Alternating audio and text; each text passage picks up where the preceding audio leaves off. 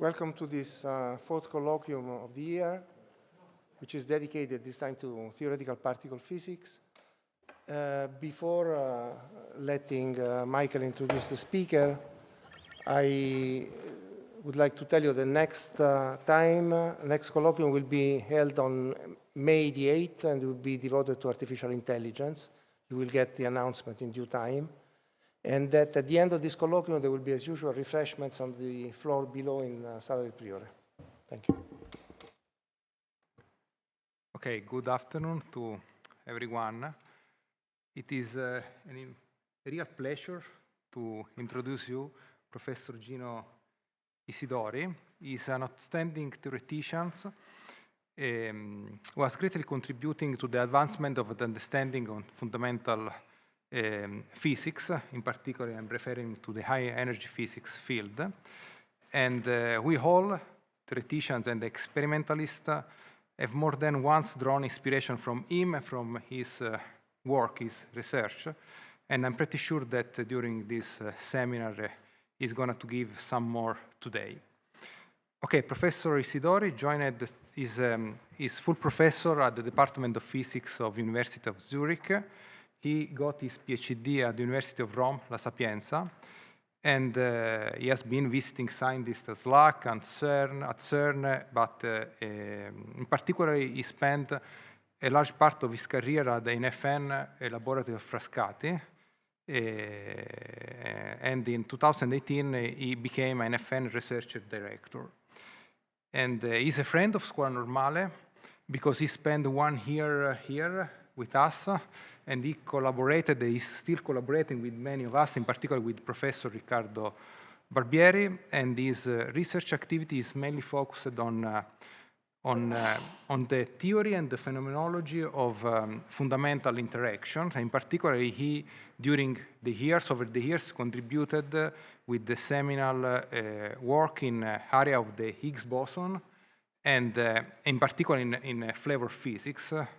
And he also has been recently awarded in 2019 with the prestigious ERC Advanced Grant from the European Research Council for his research and activity in flavor physics.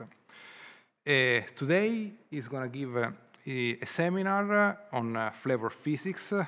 And in particular, he's going to give us an overview of one of the most important fundamental problems in fundamental physics, in flavor physics, which is the reason we are trying to answer to this question, which is the reason why the elementary particles, quarks and leptons, which have the same properties when they are interacting through the fundamental interaction, strong electromagnetics and weak interaction, have a very different mass spanning a very large range in the energy scale. Okay, Gino, the floor is yours. Okay, many thanks for this really very kind introduction. It's really a great pleasure to be back in Scuola Normale, which I really had really very, very nice time when I was here, and I still have very nice collaboration. So what I try to present here is a discussion about this flavor problem. I mean, understood that this colloquium has to be general, so I will really try to be non-technical, okay? So I hope I will succeed, at least for, say, 3/4 of the seminar.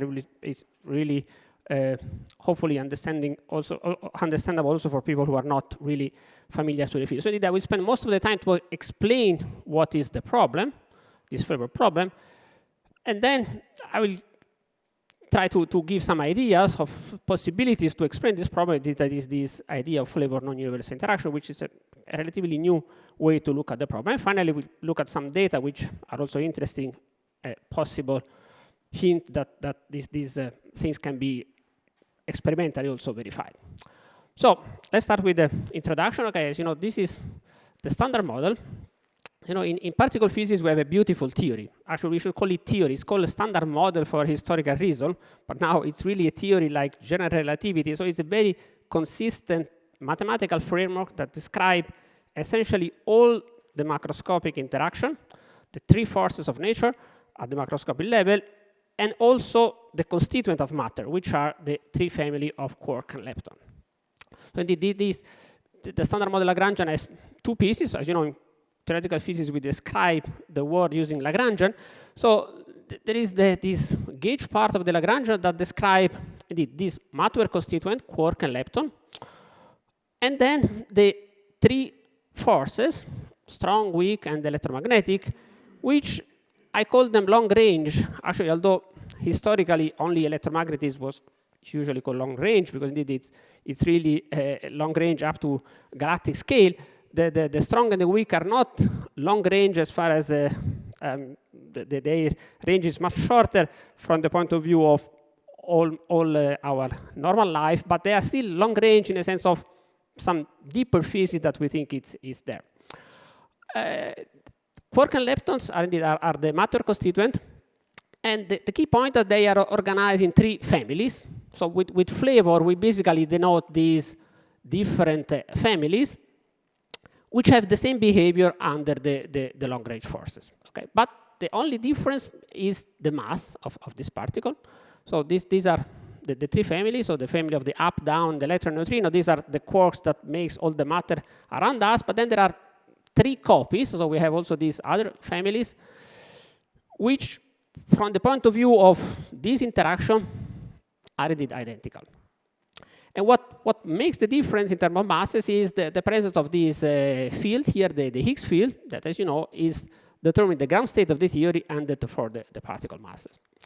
Now, this theory is beautiful, very consistent, also consistent with the experiment, but there are some deep problems. And these are the motivation why we think we have to go beyond that. And here I try to list some of the main problems, which are really deep problems. Okay, we don't have small observations that do not fit, are big theoretical questions that we want to address.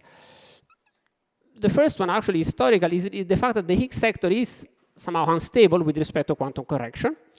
Then there is this flavor problem because we don't understand the rationale behind the masses of this particle.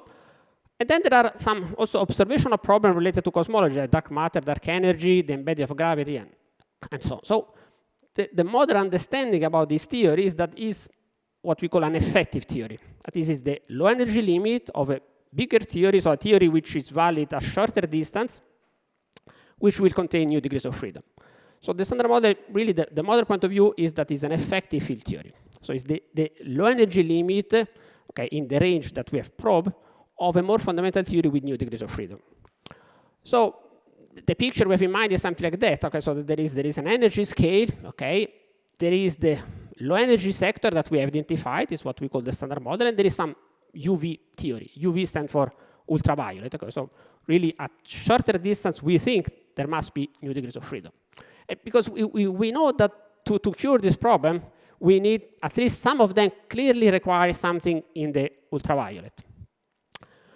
On the other hand, experimentally, experiments at CERN, especially with the Large Hadron Collider, do not indicate any clear particle around the standard model spectrum. So we clearly observe a mass gap, okay, between this ingredient here and what's above. So actually, this is the typical case where building an effective theory is a consistent way to do.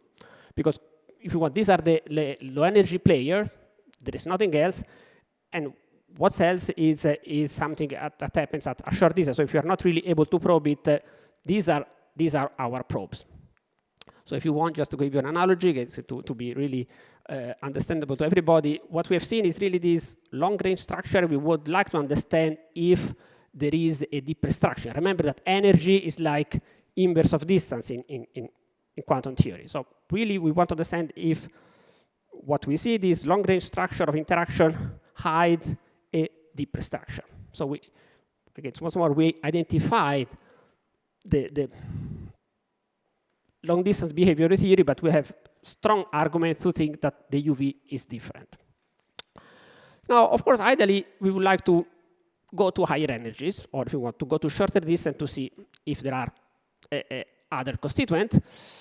But this we cannot do it easily, because going to higher distance, to shorter distance or higher energies cost a lot, and also we don't have really an accelerator that can probe to high energies in the short term. So the best we can do right now is try to since we cannot really go to high energy, is to try to address theoretically the inconsistency of the standard model. And from this point of view, these two problems here, the instability of the Higgs sector and the flavor problem, are particularly interesting. Are particularly interesting because really are problems that we can tackle and quantify in the context of a quantum field theory.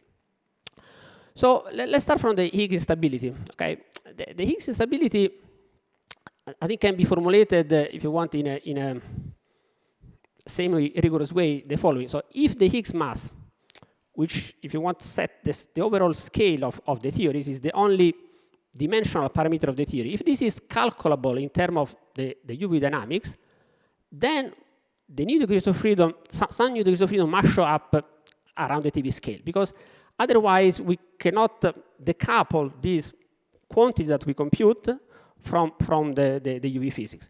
And again, to be slightly more technical, so the Higgs mass is a parameter in our Lagrangian that is defined at some scale, and then anything that happens here will correct that, and we'll correct it with a power law.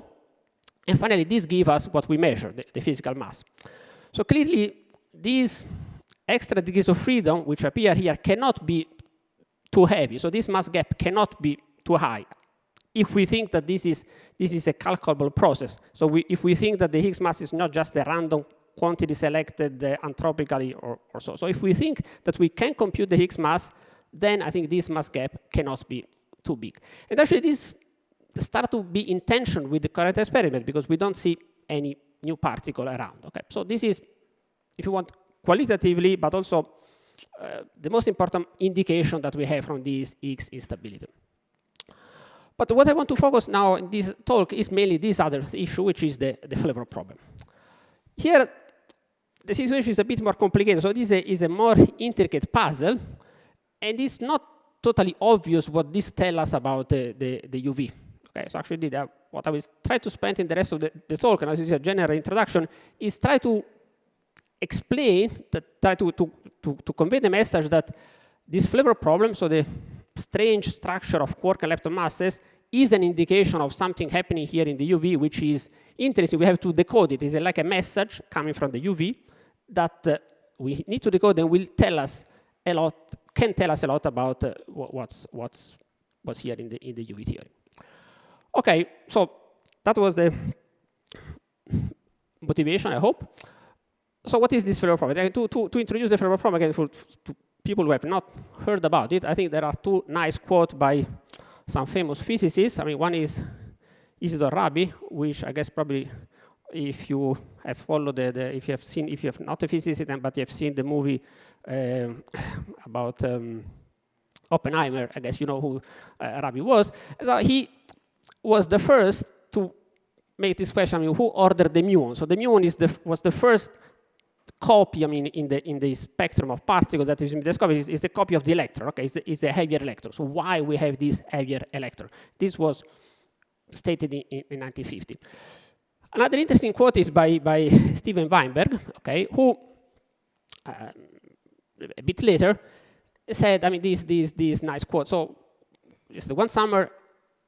So this is the puzzle, if you want, really in terms of mass. So this is the graphical representation of the masses that we observe. So you see are very different, with a very heavy mass for the top and other masses which are smaller and smaller. So he said one summer he tried to solve this problem with the usual technique that was developed for instance, to explain the structure of the weak interaction, and he didn't solve the problem because the problem is tough, actually. So I hope some of you young guys in the audience can solve it, because it's a very interesting problem, but it's a bit of frustration that we have not been solving it so far. So let me now try to make this quantify a little bit, or let's say to put this problem in more technical terms.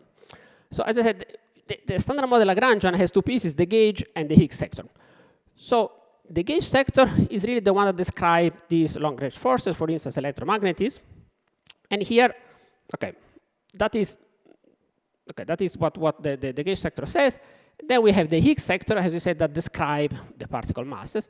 Now, if we think that the standard model is not the end of the story, we have to add to this Lagrangian a series of extra terms, which are local interaction. So this is why I insisted here saying that this is, I call it the long-range structure, because from the point of view of heavy new physics, all what is here is long-range, while all the rest are contact interaction. By contact interaction means something that remains if there is some new heavy dynamics. If you don't have the energy to resolve these heavy dynamics, you will describe it as a contact interaction among your light constituent, which are the standard model fields. So actually, this is a precise statement in terms of effective theory. So this is the way to describe generically any theory that has as a low energy limit the standard model.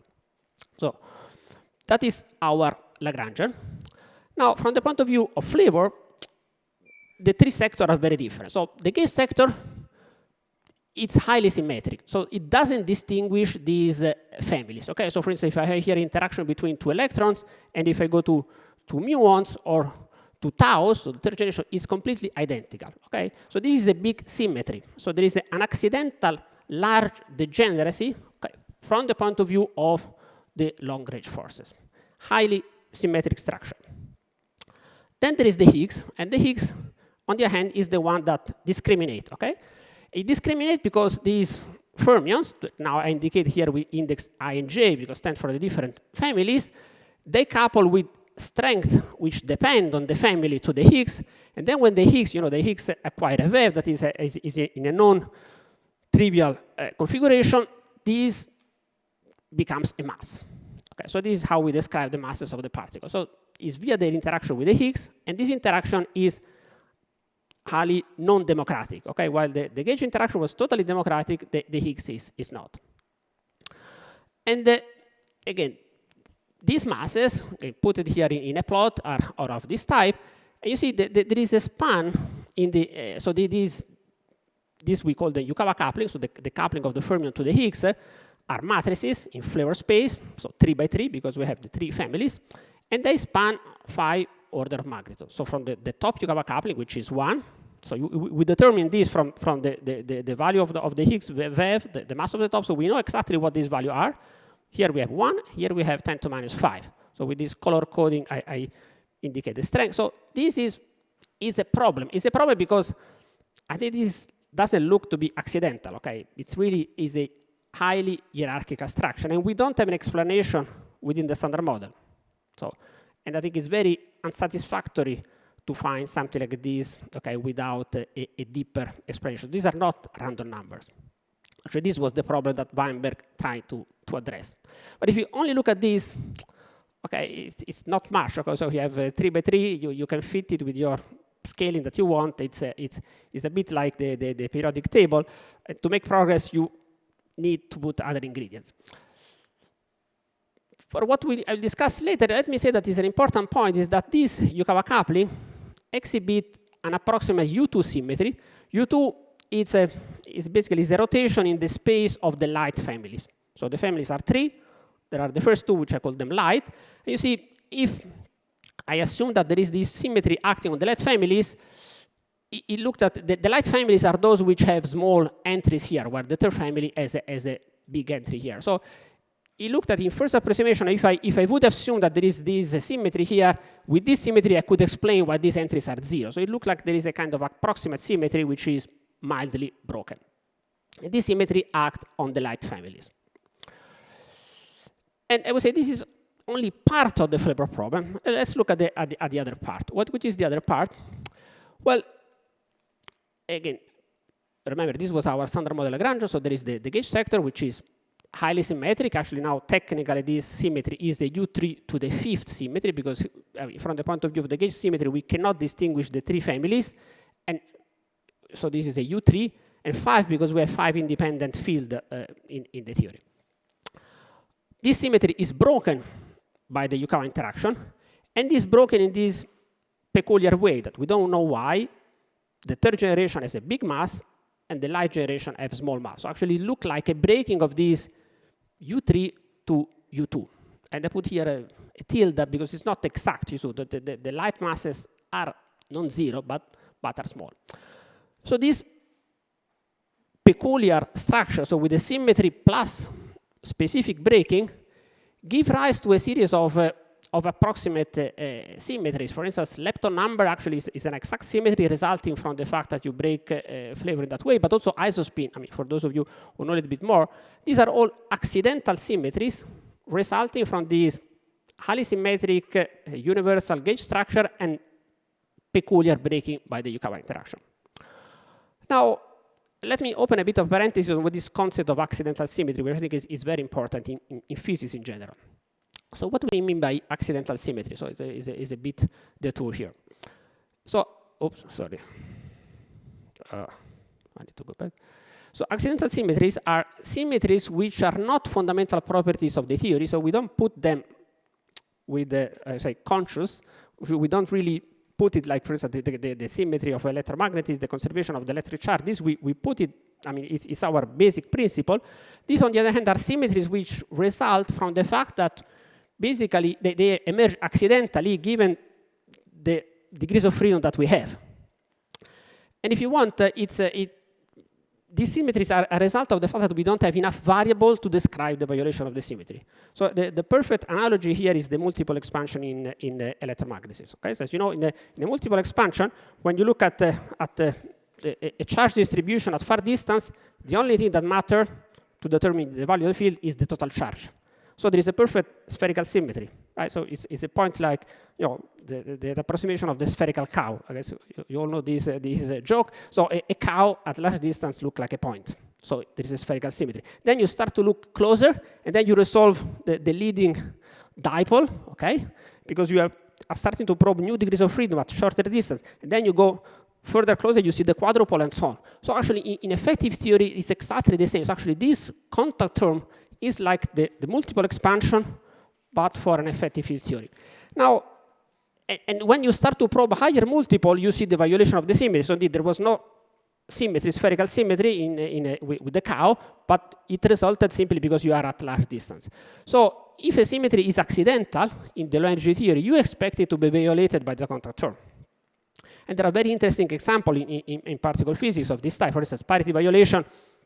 So the parity is a symmetry of QCD and QED, but then experimentally was violated, and this was violated by the Fermi theory that indeed looked like a contact interaction from the point of view of the QCD and QED at low energies. And finally, this contact interaction is what results from the W, or similarly CP violation. There was an effective theory called the super-weak model, which was a contact term describing that finally is the effect of the third generation. So this concept really work. And now coming back to our flavor symmetries, so in principle, we could expect many violations of this approximate flavor symmetry from heavy dynamics if these symmetries are accidental, okay?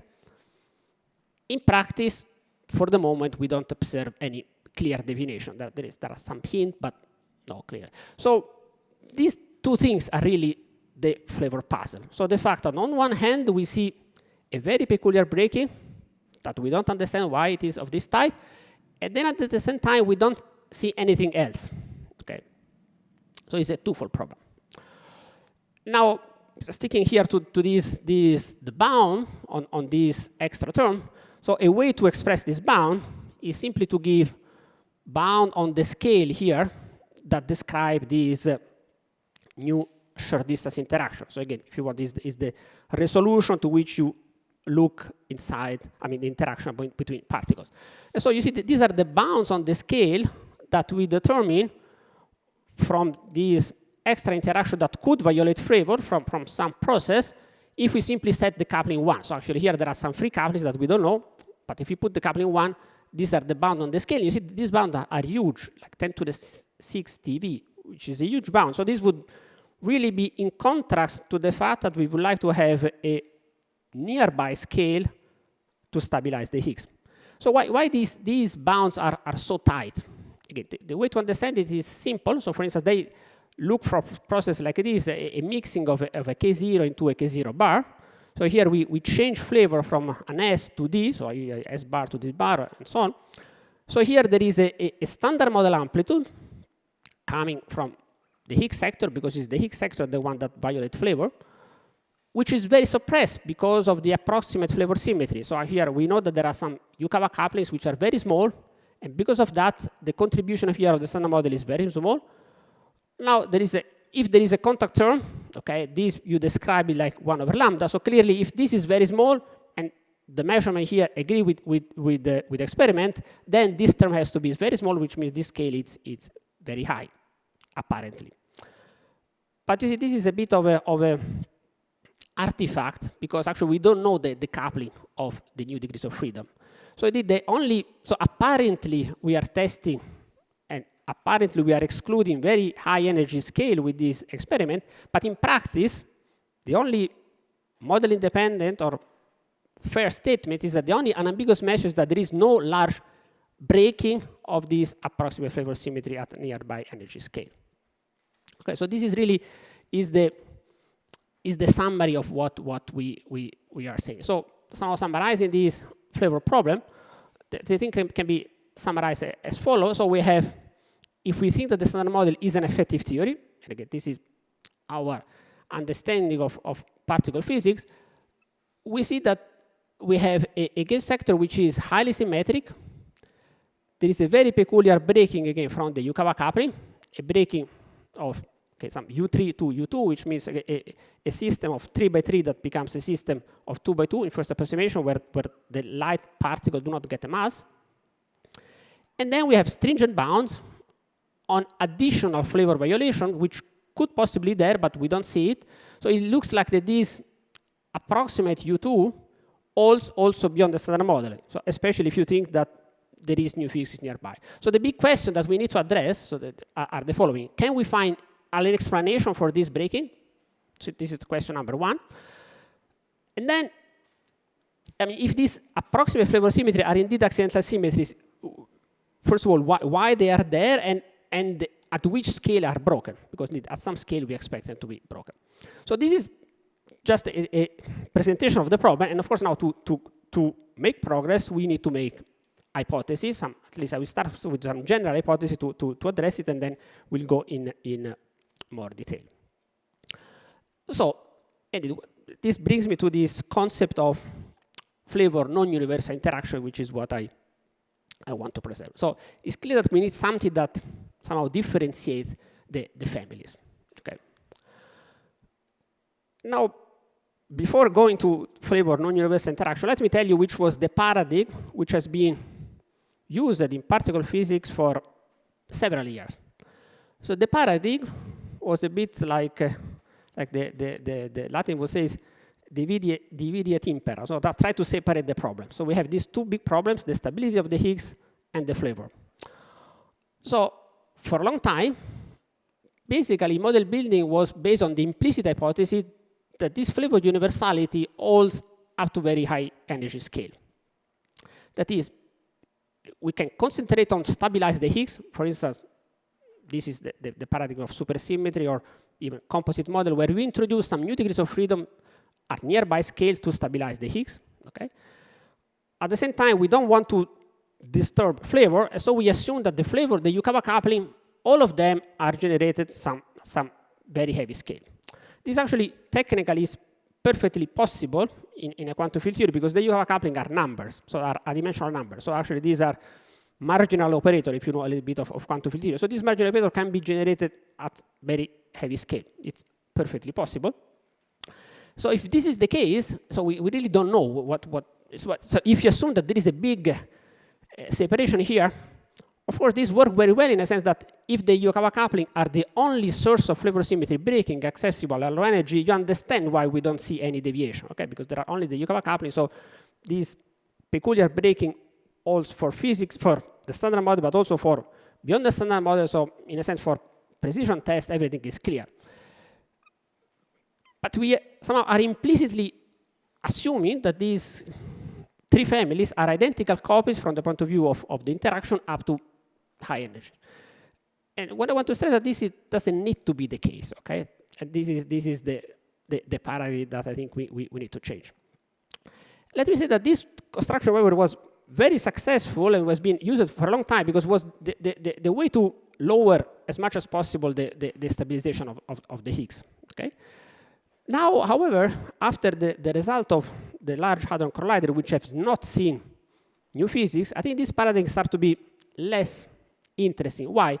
Because we have strong bounds on new physics if this new physics is coupled universally to all the families.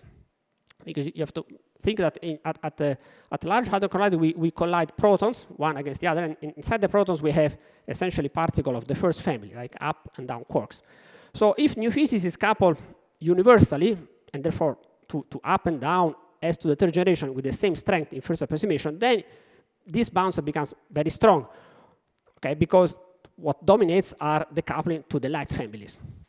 So what I want to say is that this idea has become less compelling after the Large Hadron Collider result, because we don't see any generic new physics coupled universally to all families. And actually, to illustrate this, I have here a plot where, okay, here you cannot read, but these are all searches performed at Large Hadron Collider. And these are searches which are expressed in terms of bounds on scalar or masses. And you see that many of the searches reach up to 10 TeV, but these are the searches for universal new physics, so new particle or for new contact interaction which couple with strength unity to the light families, so the up and down quark inside the proton, or even the gluons. On the other hand, there are some specific searches which target third generation new physics, which are much weaker. So clearly here it's the bounds are at the level of 1 TeV. If you look at specific searches where try to produce top or taus in the final state. So clearly the bounds on universal new physics are much stronger, whereas the bounds we can still have new physics coupled to the third family at much lower scale. So it's nice, at least from this point of view, somehow to think of a possible decoupling between how this generation or families see new physics.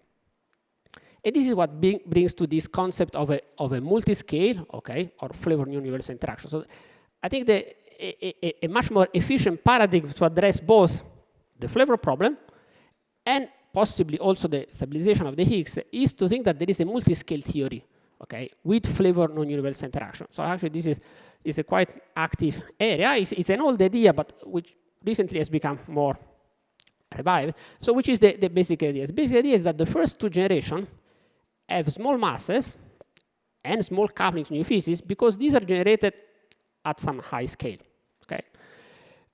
And the nearby scale is the scale where we generate only the mass for the third generation, and also is the scale related to the stabilization of the Higgs. And this is very interesting because at this time, this allows now to lower this scale to make it close to the electroweak scale, which is important to stabilize the Higgs. And also it goes together with this idea of possibly explaining the rationale behind the different masses of the generation. So the masses of the first generation are light simply because to generate the mass, so finally to generate the coupling of the Higgs, you have to go to higher scale. And this implies a suppression.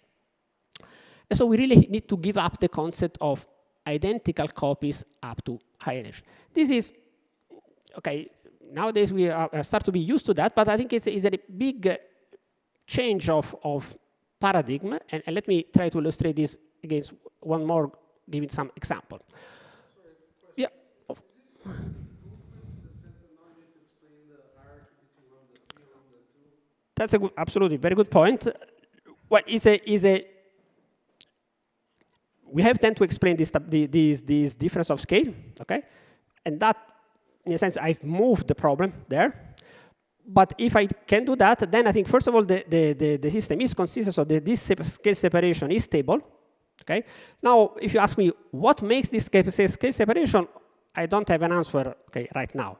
So this is, of course, is an important point. But on the other hand, I explain two things with one, okay?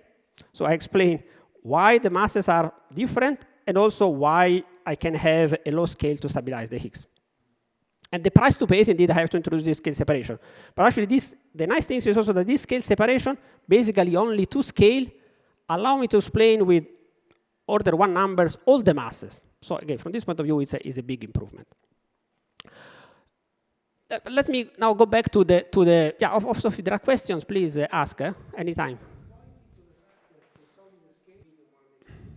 So I think there is really a two-layer structure. And on top of that, of course, there are order 1 numbers. But yeah, with just the 2 layers, I can explain all the masses with order 1 numbers. But let me just go one more step to explain better what I mean.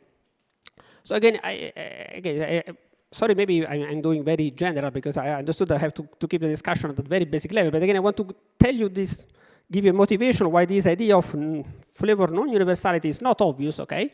But on the other hand, it's a nice possibility. And to illustrate that, again, let me make this example. So consider the electron and the proton. Actually, the positron and the proton. So if you can probe these 2 particles at low energies with the photon, so long-range force, you would say they are identical because they have the same charge, but for their mass, right? This is a perfect statement. You see, this is exactly the same argument we somehow say here. We say that E, mu, and tau, and the families, are identical, but for their mass. So what means identical? That they are identical under the long-range structure, which is now, in this case, is the full long-range structure of the Standard Model. Okay? But as we know here, these 2 particles are not identical at all. Okay? When we go to higher energies, they are completely different. And so it could well be that this fact of being identical is a pure accident. It's a pure low-energy accident, exactly like it is a low-energy accident that electron and proton are similar. So the idea is that the same can happen for the full gauge sector of the Standard Model, which again still would be a kind of long range from the point of view of my UV theory. And once more to illustrate this, it's a slightly different illustration, but of the same concept. Think now, again, electromagnetism. With electromagnetism, let's probe electron left and electron right. Again, these are completely identical. You know, the limit of the Standard Model of QED and QCD is a vector-like theory, so we don't distinguish helicities. In the UV theory, in this case, now we know which is the high energy completion of QED and QCD. Actually, in the Standard Model, the electron left and the electron right are 2 completely different fields. Okay, are really different type of field, which feel different forces. The hypercharge and the SO2 left, actually E left is charged under hypercharge, E right is charged under, both of them are charged under units with different quantum numbers. But then because of the breaking to the diagonal subgroup, the photon see them identically. Okay? You see, we don't have to tune anything, so we don't have to tune the charges of this particle to get universality at energy. It's a completely general fact from the fact that the only assumption we make is that when you have the symmetry breaking of this theory to the diagonal subgroup, so you break to the diagonal subgroup, which is electromagnetism, and then automatically you get same interaction. So the idea is to do something of exactly the same type, but now for flavor. Okay? So in a similar fashion, the flavor universality of the Standard Model interaction could be a low energy artifact. So I want to stress this because this is different than just putting charges to the fermion to coupling to some extra heavy field, like that was the old approach to generate this Yukawa coupling as the interaction with something else that acquire a wave and give rise to this structure. Here, what I'm claiming is that maybe it's really the gauge interaction, the completion of the gauge interaction, which will see the particle in a different way. So let me be now more explicit and okay, still very general, but now go back to our construction. So the idea is that there are at least 2 scales. So there is a scale above which really gauge interaction see the family differently. Okay? So there is a, if you want, an electric charge for the first family, and an electric charge for the second family, and an electric charge for the third family. Actually, it will not be electric charge, but will be a certain quantum numbers, which will be different for a different generation. Then there is a symmetry breaking. We go to a lower scale, an intermediate scale, where the interaction of the first 2 families is unified. Okay? This is nice because this way I can explain this approximate U2 symmetry that I observe in the Yukawa coupling, which is also crucial to explain all flavor physics. So the first two family, in first approximation, their non-degeneracy is broken at very high scale, and then it's frozen here. But here there is an intermediate scale where I have a gauge group acting on the third family, which is different than the gauge group acting on the first two family. So there is a non-universality of third generation versus light. So, and then I will charge my Higgs under the group under which also the third generation is charged. So my Yukawa coupling for third generation is allowed, while the one for the second generation, also mixing third and second generation, is forbidden. So I explained to first order by this gauge structure a Yukawa structure of this type. With third generation is allowed, all the rest is forbidden. Then, of course, I know that at low energies, I have to go to a universal gauge group, so there will be a breaking mediated by some Higgs that acquire a wave. So I break to the universal diagonal subgroup, which will be a subgroup of the standard model.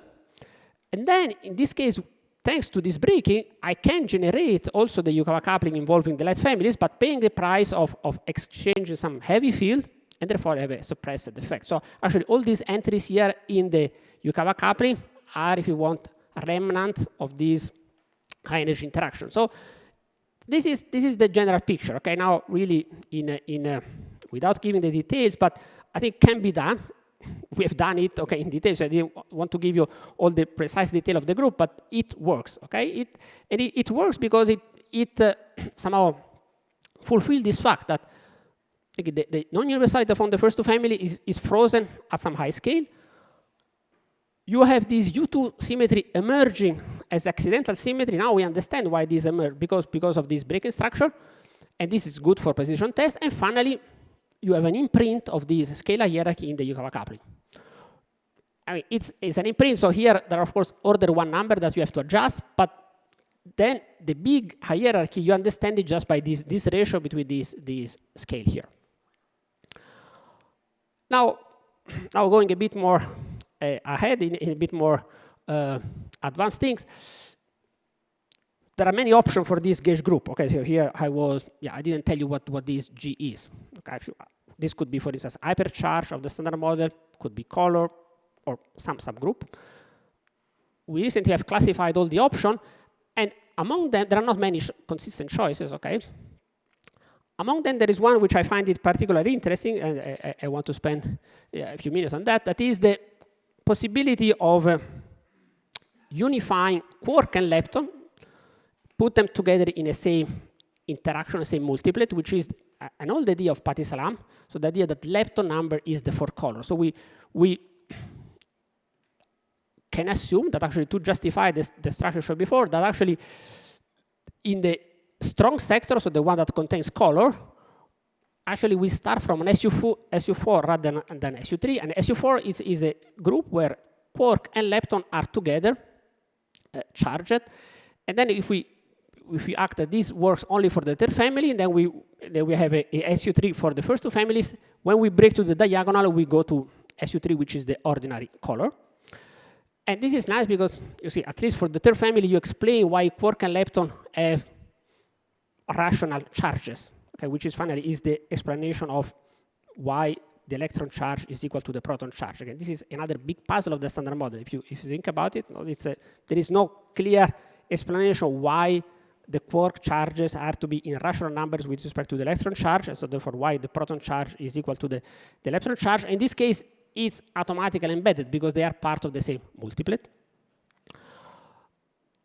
And again, to visualize this, again, we go back to what I was saying before. So we have electromagnetism emerge as the universal subgroup of SU2 left times U1 is the diagonal subgroup, which is the true long-range structure in the standard model. So here we have a non-universality in chirality, which is broken, okay?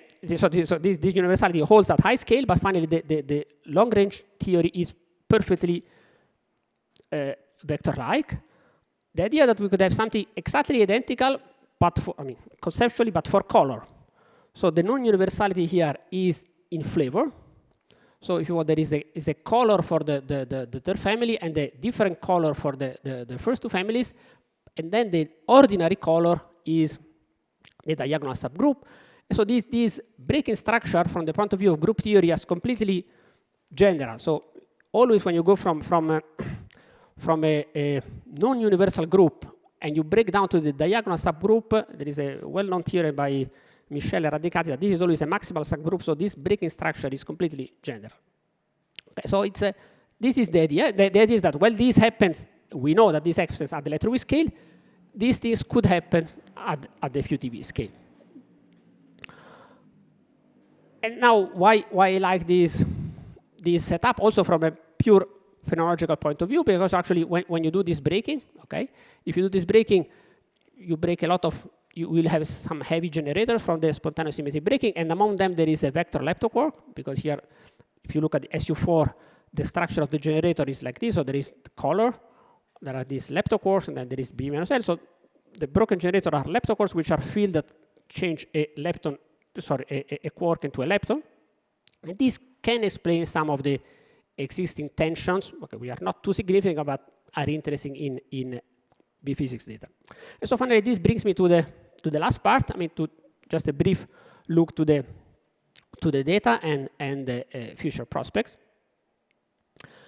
So again, this idea of new universality with the first layer of new physics around the TV scale, I think it's has several interesting implications, because the idea is that there is some new physics at nearby scale coupled mainly to the third generation. So this is the general statement. Now, if you want to be more precise, you have to decide exactly which gauge group you want to break and how you want to do it. But clearly, the implication is that for low energy measurement, you expect some deviation in process involving third generation. So the first example I can discuss is the lepton universality violation in this process. I'm going to charm tau neutrinos. So this is the process in the standard model. So this is the amplitude standard model. So we have a third generation here. And again, also all these fields are third generation leptons. Okay, so sorry, if you put L is generic generation, but if you go to tau, you will have third generation. So if there is some new physics coupled to the third generation, you will see a difference when you have the tau with respect to the other lepton, and you can measure this taking this ratio, so the process where there is a certain transition with the tau, and here the same transition, okay, where the quark content is B2 char, but with the light leptons. So this is the status of all these ratios R, and there is a 3 sigma tension between the average of all the experimental result and the theoretical prediction in the standard model. So 3 sigma is 3 sigma, so can go away. We have to see, but it's interesting. And again, is a generic expectation for this type of model. And actually, for this one here, since this is a charged current, this U1 leptoquark is the perfect candidate to explain it. Okay, so this is why I still like it. I think it's very interesting, and we will have more data on that in the near future. So it's very interesting to follow. Now going to the neutral partner, we can look at B2S neutrinos. If we look at neutrinos taus, we will have again third generation. So we have third generation quark, third generation neutrino. So if there is a standard model which will be universal on the neutrinos, but if there is this new physics coupled mainly to third generation, you expect to possibly enhance the channel with neutrinos. And actually, it's interesting because this is the if you want here is just the partner of what I showed you before. Okay, so here I have a B2 charm, lepton neutrino, and therefore here I have a B2S neutrino. So if there is some new physics, as the one that I pointed out here, of course, for instance, here I could also have S and a neutrino. So you would have a connection between these two properties. So indeed, there is an unambiguous prediction of an enhancement on this process B2K nu if you want to explain this anomaly in RD. Actually, this we pointed out a few years ago. And now this we pointed out before the measurement. Now there is a measurement where there is also here an excess, which is nice. Again, it's still 2-3 sigma, so it's not a big thing, but it's nice that it goes exactly in the same direction. And even more, again, if you are skeptical, which is good, is something where we can expect progress shortly with the Bell2 future result. Finally, also let me say that one can make a slightly more general analysis, again, without committing to specific mediator. So suppose I ask the question, so indeed, if there is new physics coupled mainly to third generation lepton, okay?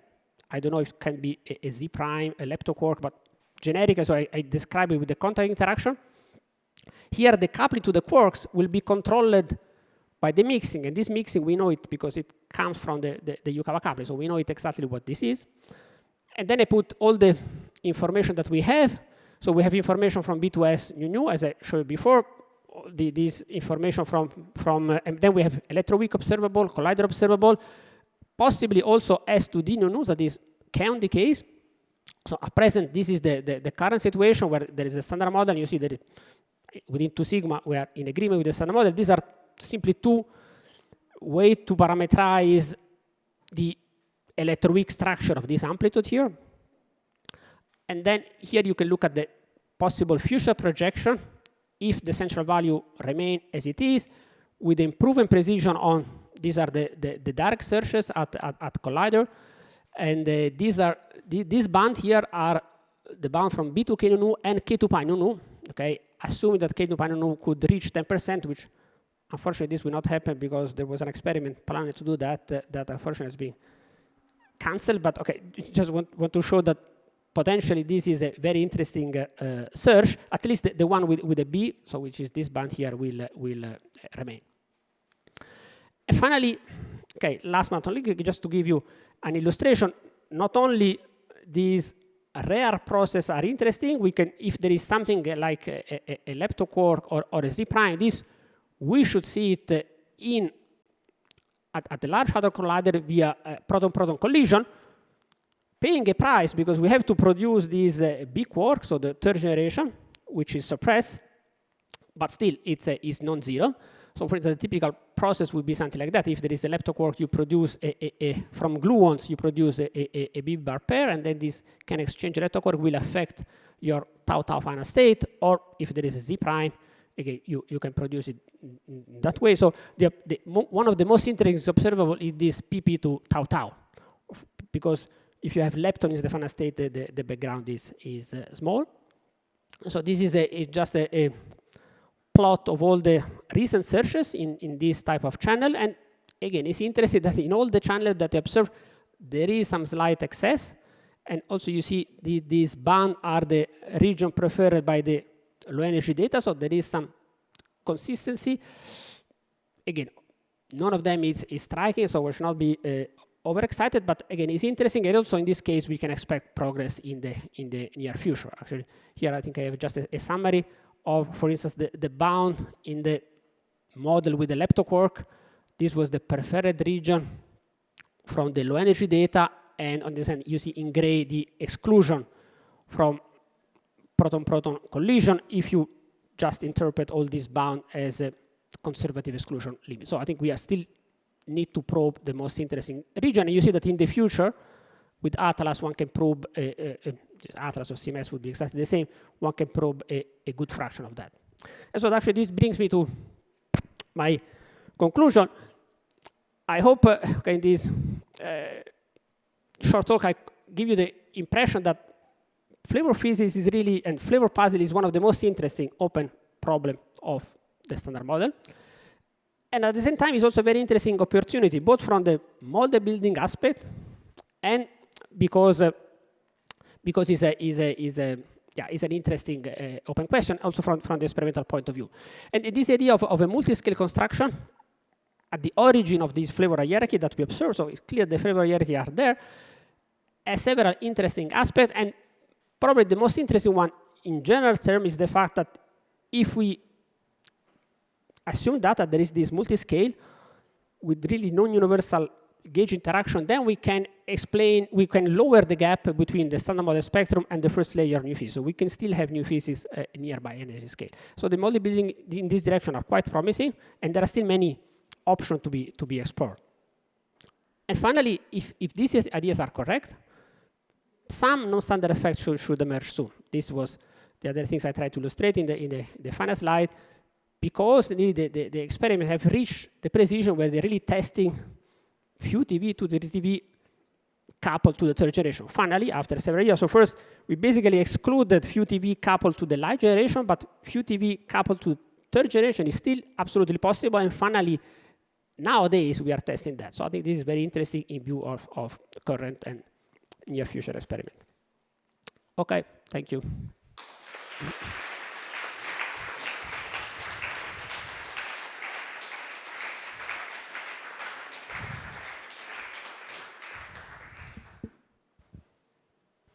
Thanks a lot, Gino. Any question to Gino? There is one. Yes, thank you very much. Very interesting talk. I have two short questions, but they are rather tough. So the first one, in your theory, do you explain why we have 3 generations and not 4 or 2 or 10? No, this I don't explain. Okay, admittedly, this admittedly I don't explain why we have 3 and not more, and also I don't explain. I mean, at least I didn't explain here why there is this mass gap. Because these are 2 assumptions that I need to make. Okay, well, the 3 generation, the fact that we observe 3 light generations, this is a fact. Okay, I just want to give a rationale for their masses. Yeah. Sure, and the second one is, so the structure of the mixing matrices in the quark and lepton sectors, they are rather different. Yeah. So can you account for this in your construction? Yeah, that's a very, very good question. Yeah, here, I didn't cover that, but yeah, the mixing structure for the quark, we somehow use it as a basis for this construction. So we describe it exactly in terms of this hierarchical structure, so we explain why the mixing is small. Okay.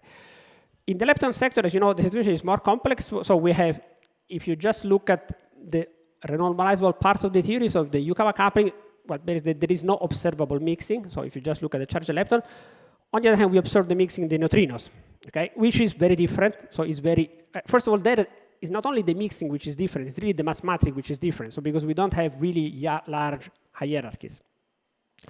So there, you really need to make extra hypotheses, okay, to go in that. So clearly, first of all, the description of neutrino sector requires some extra field. So actually, in this case, I mean, I would not even able to describe it. So typically, I need to introduce some extra field, some extra fermions, which will not be chiral fermions, but well, I can do both chiral fermions or vector-like fermions, and depending on how you do it, you can or cannot, you can, of course, describe these thing. It requires a little bit of adjustment of the theory, so it's not trivial. Naively, the first attempt would be opposite. You would predict a hierarchical structure also there that we don't observe. However, the idea is that these extra fields that you introduce, which will acquire masses from they don't acquire mass from the Higgs sector, will have a kind of inverse hierarchical structure that finally combine with this hierarchical structure give you almost the general spectrum. But so you can do it, but require extra hypotheses. Extra ingredients. Okay, thank you. Any other question? Yeah. So what does lambda 1, 2 end up being usually? What energy scale are we talking about for the high? Thanks. This is a very good question, which I forgot. Basically, it's more than 100 TeV. Okay. It is between 100 and several hundred TeV. This is the scale where you above that you will have the start to have the non-degeneracy between the first and second generation. And this has to be like this because otherwise and again, this is a nice consistency. So we analyze the bounds. So first of all, you want to have this hierarchy to explain why the masses of the light generation are light. And at the same time, this hierarchy, this high scale protect the mixing between the first 2 generations from any deviation from the standard model. So and nice consistency, both these things point to something between 100 and several hundred TeV. And related, do you envision how to test the whole scenario with either some future collider or with cosmology or something like that? That's also a very good question. And well, collider, yeah, I basically tell you we should see some difference in, for instance, if we start to see some deviation in tau tau and not in mu mu and EE, this would be the first clear signature. So you should see some resonances, because from this gauge sector, you see when you have the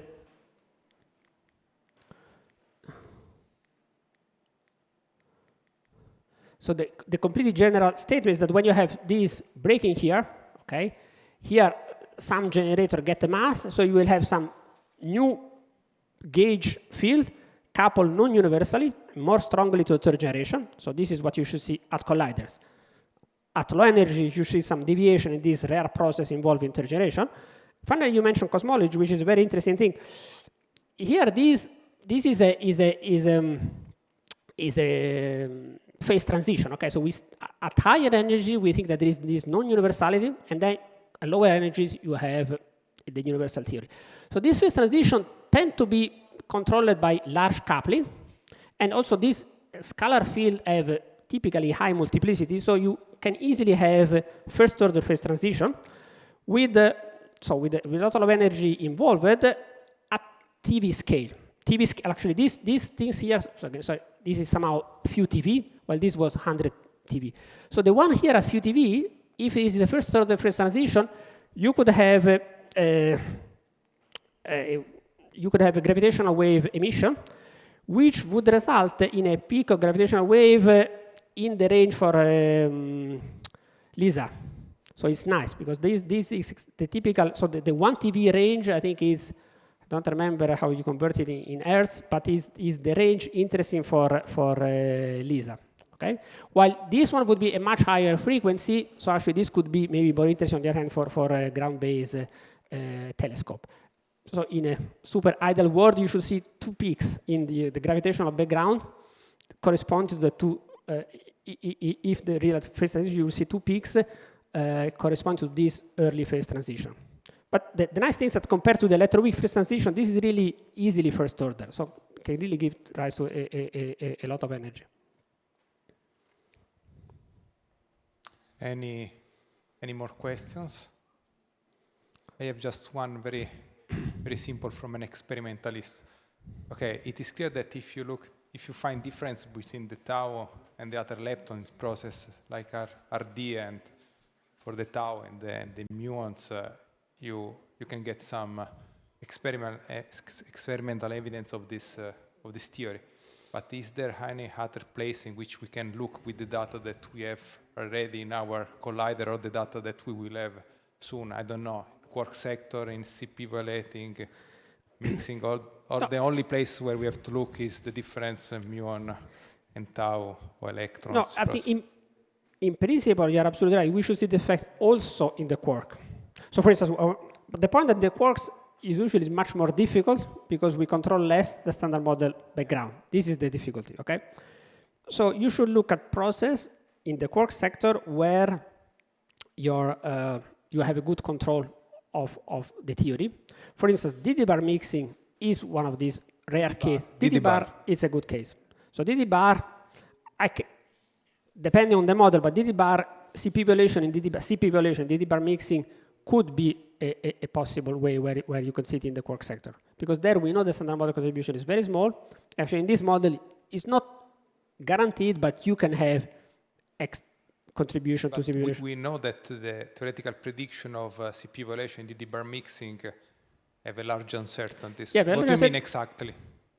Okay, then we can discuss, but I think it should be, I mean, there are still almost 1 order of magnitude between the present experimental bound and the maximal value you expect in the standard model, okay? So if you see it close to present bound, then that would be, you cannot explain in the standard model, and then you can attribute it to this effect. If, of course, if you improve by other factor 3 or 4, then you start to enter into a regime which will be more delicate to distinguish the things, unless, of course, we improve the standard model prediction, okay? So this is the thing. The difficulty in the pure quark sector, I mean, also B-bar mixing is another key example, okay? But B-bar mixing, basically, we almost reach the theoretical error. However, the theoretical error could be improved if we would improve lattice QCD on the back parameter. So I think B-bar mixing, if we improve on the lattice, we can reach, I think, really few percent, even 1% on the standard model prediction. And there, we could hopefully solve that. But it really is a pure theory job there, because experimental is very precise. In D-bar mixing is more, still, I think there is room for pure experimental progress, because we are still far from the bound. Yeah. But do you envisage other gauge bosons that are there are implicitly other gauge bosons Yeah, yes, there yes. in the middle? But those can create other subtleties like peculiar processes. I mean, there's some sort of grand unification in the back. Yes, I mean, indeed, here, yeah, of course, this is an important point. Here I am being a bit sketchy, okay? I keep everything a bit general. Of course, first we have to specify which is your gauge group. For instance, if we look at billion groups, it's more complicated. You have a lot of U1s. If you look at non-abelian, I think it's at least in the embedding, I think it's a nicer, more stable construction. My personal opinion, I mean, if all this is correct, so for the moment it's a kind of semi-phenomenological approach, so, but still in well-defined computable gauge theories. I mean, how to explain this, for instance, a very nice idea is also, I mean, why we have this replica, okay, of different gauge group. This, for instance, a nice explanation is to think of extra-dimensional construction, where you have a unique gauge group in the bulk, and what I call families are position, okay? So really the idea is that you have localized fermions that sample somehow the gauge group in different position of the extra dimension, and this is what gives rise to your, and basically the universal subgroup is simply the gauge group where you basically don't probe the bulk. So I think this is a very nice possibility of embedding in a unified theory, possibly in higher dimension. I think there is a lot to be explored. And the main message, if you want, is that the flavor is a kind of an extra dimension, but not only in model building, but really in more technical term, in model building, or if you want, even as a kind of special, the Freiburg would be a probe of a new dimension in the space, which somehow we have not explored much from the model building point of view. We always give for granted that, that especially that we give for granted that the gauge section that we determine at low energies is valid up to high energy, which I think it's. Any more comments, questions? Seems not. Then let's thank again the speaker. Grazie, Gino.